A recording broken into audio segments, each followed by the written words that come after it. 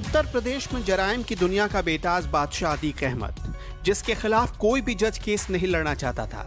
एक नहीं 10 जजों ने अतीक का केस लड़ने से साफ इनकार कर दिया था। लेकिन कहते हैं ना, पाप का घड़ा एक न एक दिन जरूर फूटता है। इलाहाबाद और पूर्वांचल में ठेका, खनन पट्टे और जमीन माफिया के कैरेक्टर का कॉकटेल बन गया था अतीक अहमद।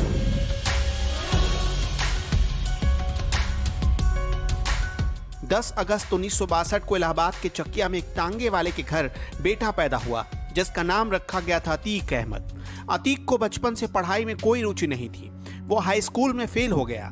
उसके पिता इलाहाबाद स्टेशन पर तांगा चलाते थे, लेकिन रातों रात अमीर बनने का चस्का अतीक के पिता और अतीक को किसी भी हद तक ले जाने वाला था। 17 साल की उम्र में हत्या का आरोप लगा और इसके बाद उसका धंधा चल निकला। खूब रंगदारी वसूली जाने लगी, जिससे भी उगाही करनी होती बस इतना बताया जाता, अतीक अहमद फिरोज तांगे वाले का लड़का। फिर सामने वाला खुद ब खुद पैसे भेज देता था। 17 साल की उम्र में जवानी की दहलीज पर कदम रखते ही अतीक के खिलाफ पहला मुकदमा दर्ज हुआ, और वो भी हत्या का।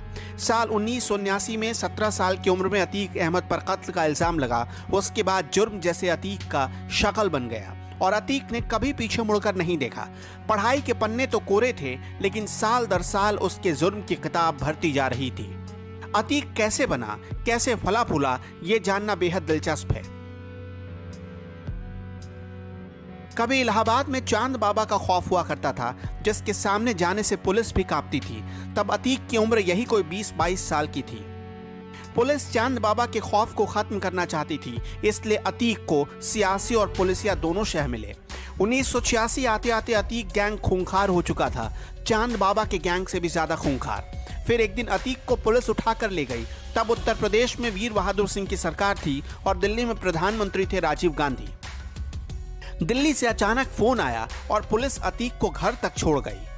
अतीक ने चांद बाबा के गैंग को एक एक करके खत्म कर दिया। 1987 आते आते अतीक को पता चल चुका था, जुर्म की दुनिया की बादशाहत बरकरार रखनी है तो राजनीति की छांव में जाना ही पड़ेगा। अतीक अहमद को समझ आ चुका था कि सत्ता की ताकत से वो क्या क्या कर सकता है। इसलिए 1989 में उसने इलाहाबाद पश्चिमी विधानसभा सीट से निर्दलीय चुनाव लड़ा और विधायक बन बैठा।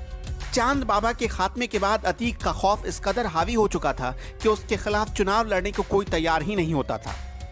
अतीक 1991 और 1993 में फिर से इलाहाबाद पश्चिमी सीट से चुनाव जीत गया। फिर आया 1992, जब पुलिस ने अतीक का कच्चा चिट्ठा खोला तो आंखें फटी की फटी रह गई। यानी 30 साल की उम्र तक अतीक के खिलाफ 44 मामले दर्ज हो चुके थे। उत्तर प्रदेश के लखनऊ, कौशाम्बी, चित्रकूट, इलाहाबाद में कई मामले दर्ज थे।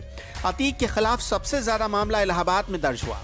उसके जुर्म का किस्सा उत्तर प्रदेश से बाहर निकलकर बिहार तक चला गया। बिहार में भी अतीक के खिलाफ हत्या, अपहरण और जबरन वसूली के मामले दर्ज हुए। 1996 में अतीक को समाजवादी पार्टी ने अपना कोहिनूर बना लिया। अतीक फिर चुनाव जीत गया। हर चुनाव के बाद अतीक के बाहुबल में कई गुना का इजाफा हो जाता था। 1999 में अतीक ने दल बदला और अपना दल में शामिल हो गया। फिर वो 5वीं बार विधायक बना। महंगी और लग्जरी गाड़ियां, इंपोर्टेड हथियार, ये अतीक अहमद के सबसे बड़े शौक बन गए। 2004 में अतीक फूलपुर लोकसभा सीट से चुनाव लड़ा और संसद पहुंच गया। फिर अपनी विधानसभा सीट इलाहाबाद पश्चिम से उसने अपने भाई को चुनाव मैदान में उतारा, लेकिन उसका भाई चुनाव हार गया। 4000 वोटों से जीतकर विधायक बने सपा के राजू पाल। राजू कभी अतीक का दाहिना हाथ हुआ करता था। अतीक अपने भाई की हार से बौखला गया। उसने 25 जनवरी 2005 को राजू पाल को 19 गोलियों से भून डाला। इसके बाद से ही अतीक के बुरे दिन शुरू हो गए। 2007 के विधानसभा चुनाव में अतीक का भाई इलाहाबाद पश्चिम सीट से फिर हार गया। समाजवादी पार्टी ने अतीक को बाहर कर दिया और अतीक के खिलाफ तत्कालीन मायावती की सरकार ने ऑपरेशन अतीक शुरू किया। अतीक गैंग के 227 लोगों की लिस्ट तैयार हुई। चुन चुनकर सबको पकड़ा जाने लगा। 1986 से 2007 तक अतीक पर 1 दर्जन से ज्यादा केवल गैंगस्टर एक्ट के तहत मामले दर्ज किए गए। 2 महीने के भीतर अतीक पर इलाहाबाद में 9, कौशाम्बी और चित्रकूट में 1-1 मुकदमा दर्ज हुआ। अतीक पर 20,000 का इनाम घोषित किया गया। उसकी करोड़ों की संपत्ति सीज कर दी गई, बिल्डिंग गिरा दी गई, अलीना सिटी को इलीगल घोषित कर दिया गया। सब प्रॉपर्टी या तो गिर गई या जब्त कर ली गई। सांसद रहते हुए अतीक के खिलाफ पूरे देश में लुकआउट नोटिस जारी हुआ। अतीक दिल्ली से गिरफ्तार हुआ और जेल में डाल दिया गया। 2012 में अतीक ने अपना दल से चुनाव लड़ने की तैयारी शुरू की। उसने इलाहाबाद हाई कोर्ट में बेल की अर्जी डाली, लेकिन कोर्ट के 10 जजों ने उसका मामला सुनने से खुद को अलग कर लिया। 11वें जज तैयार हुए और अतीक को बेल मिल गई। अतीक इलाहाबाद की पश्चिम सीट से पूजा पाल के खिलाफ फिर मैदान में उतरा, लेकिन हार गया। 2016 में अतीक अहमद को कानपुर कैंट से उम्मीदवार बनाया गया तो खुशी के मारे 500 लग्जरी गाड़ियों का काफिला लेकर अतीक कानपुर पहुंच गया। वो खुद 8 करोड़ की हमर गाड़ी में सवार था। 14 दिसंबर 2016 को अतीक और उसके गुर्गों पर इलाहाबाद के थियाट्स कॉलेज में तोड़फोड़ और मारपीट का मामला दर्ज हुआ।